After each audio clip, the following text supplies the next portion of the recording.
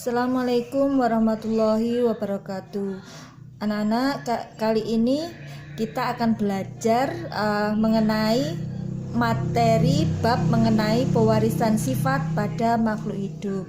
Nah, sebelum saya membahas secara detail, ini ada peta konsep yang menjelaskan mengenai pewarisan sifat makhluk hidup. Nanti kita akan belajar pewarisan sifat pada makhluk hidup. Yang berperan dalam pewarisan sifat makhluk hidup itu adalah gen dan kromosom, di mana gen sama kromosom ini ada di dalam tubuh kita. Gen ini terdapat di dalam kromosom. Kemudian nanti kita akan belajar juga persilangan monohibrid, satu sifat beda yang terdiri atas persilangan dominansi penuh dan intermediate. Kita juga akan belajar mengenai persilangan dihibrid, dua sifat beda terdiri juga atas persilangan dominansi penuh dan intermediate. Tapi ini bahasan yang selanjutnya ya. Nah, kita belajar dulu materi awal, paling awal mengenai pewarisan sifat atau hereditas. Anak-anak, kalau kalian lihat lingkungan kita, di alam sekitar kita, itu selalu ada selalu ada makhluk hidup yang menurun berdasarkan jenisnya atau berdasarkan keturunannya. Misalnya mangga gadung, itu nanti dia mempunyai jenis mangga gadung yang baru. Kemudian misalnya hewan, sapi Madura, dia pun akan melahirkan keturunan sapi Madura.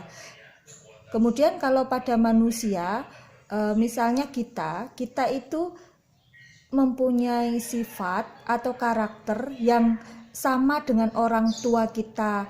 Mungkin dari segi fisik, misalnya karakter rambut kita yang sama dengan salah satu orang tua kita, atau kulit kita, atau perawakan kita, tinggi badan kita yang sama dengan karakter kedua orang tua kita. Nah, itu di dalam tubuh kita itu ada materi yang bertugas untuk meneruskan sifat kita ke generasi berikutnya. Jadi kenapa kalian mempunyai sifat-sifat keturunan yang sama dengan induknya, atau yang sama dengan kedua orang tua kita, atau salah satu dari orang tua kita, itu memang di dalam tubuh makhluk hidup itu ada zat yang memang bertugas untuk meneruskan sifat-sifat kita ke keturunan kita. Jadi misalnya rambut kita keriting sama kayak ayah kita, atau rambut kita lurus sama kayak ibu kita,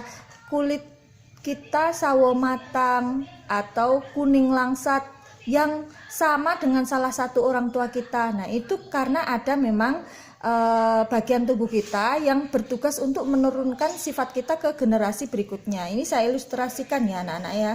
Misalnya ini, seorang anak akan mewarisi sifat dari kedua orang tuanya. Walaupun terkadang anak tidak mirip ayah dan ibunya, tetapi dia pasti akan mirip dengan salah satu anggota keluarga lainnya, seperti kakek dan neneknya. Ini kan juga tetua dari keluarganya ya.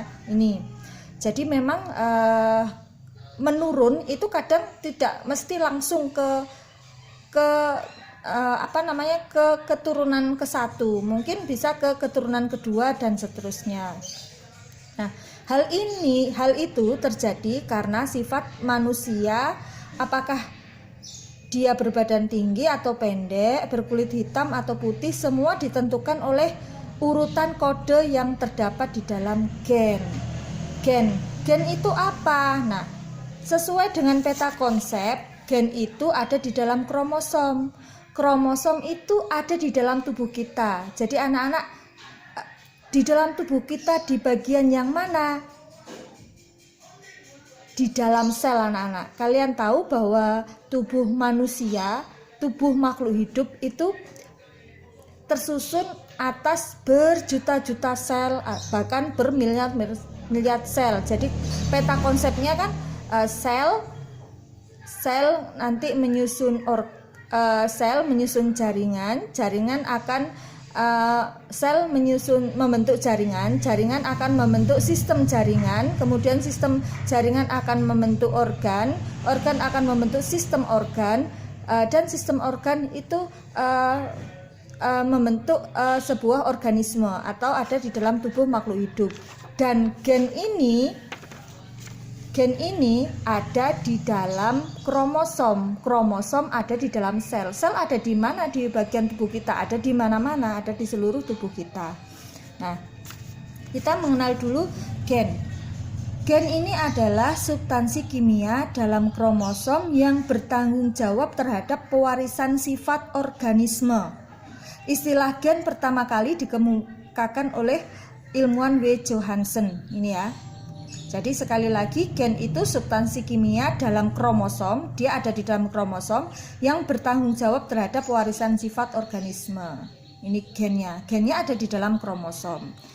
Nah, fungsi dari gen yang pertama mengatur perkembangan dan metabolisme individu. Yang kedua menyampaikan informasi genetik dari satu generasi ke generasi berikutnya.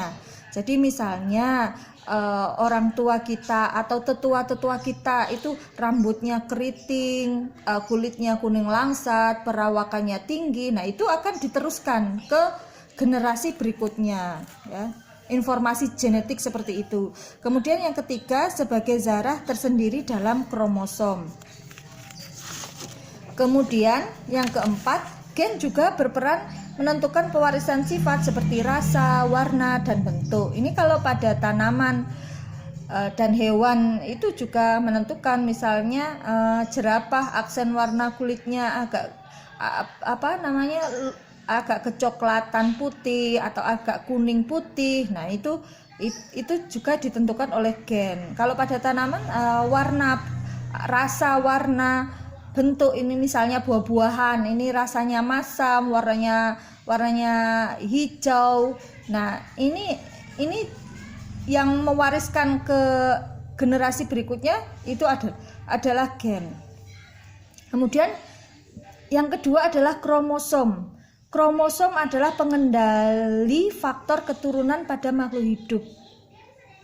Jadi pengendali faktor keturunan pada makhluk hidup itu adalah kromosom. Di dalam kromosom nanti ada gen. Nah, kemudian struktur berbentuk batang yang terletak atas dua komponen molekul yaitu protein dan asam nukleat. Asam nukleatnya terdiri atas DNA, deoksiribonukleotida asid, dan RNA. Ini ya. Jadi di dalam kromosom itu ada gen, ini ada DNA-nya. Kemudian bagian kromosom itu ada apa saja? Ada kromomena, ada kromomer, ada sentromer, satelit, telomer. Nah, ini telomer. Kemudian ini sentromer. Ya kan? Ini satelit, ini benang kromomena. Ini kromomer, ini matrik. Jadi ini adalah bagian-bagian dari kromosom. Terus ada juga yang gambar versi ini sentromernya di tengah, ini telomer, kromatid. Di dalamnya kan ada benang kromatid. Kemudian ini adalah kromomena.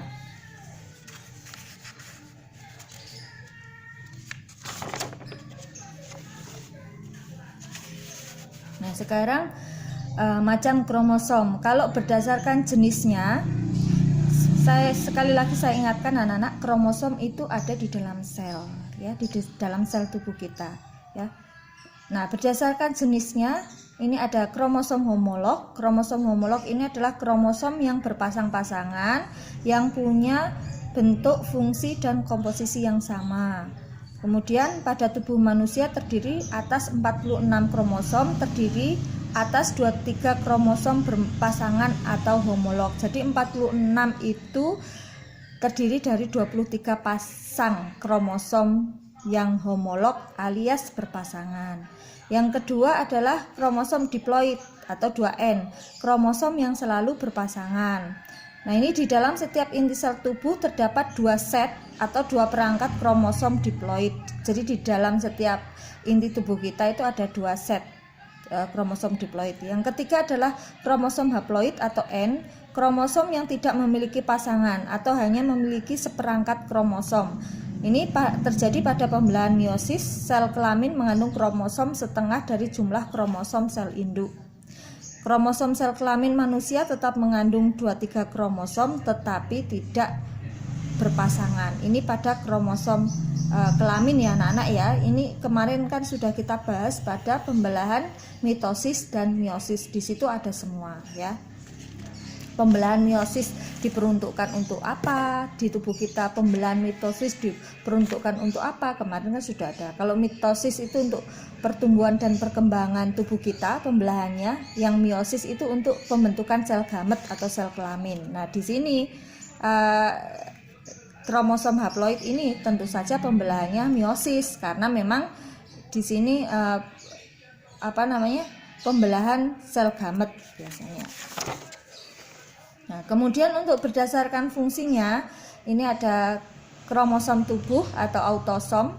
Ini kromosom yang mengatur sifat-sifat tubuh selain jenis kelamin ya. Jadi kromosom yang memang mengatur sifat-sifat tubuh kita selain jenis kelamin. Misalnya perawakan kita, warna kulit kita, rambut kita, dan lain-lain. Yang kedua adalah kromosom kelamin atau gonosom. Kromosom kelamin atau istilahnya kromosom seks atau kromosom atau gonosom. Ini kromosom yang khusus menentukan jenis kelamin. Jadi kalau pada saat